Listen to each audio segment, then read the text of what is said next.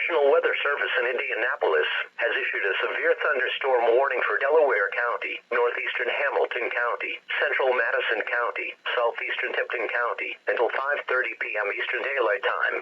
At 4:45 p.m. Eastern Daylight Time, National Weather Service Doppler radar indicated a severe thunderstorm capable of producing quarter-size hail and damaging winds in excess of 60 miles per hour. This storm was located 6 miles southeast of Tipton, or 17 miles northwest of Anderson, and moving east at 35 miles per hour.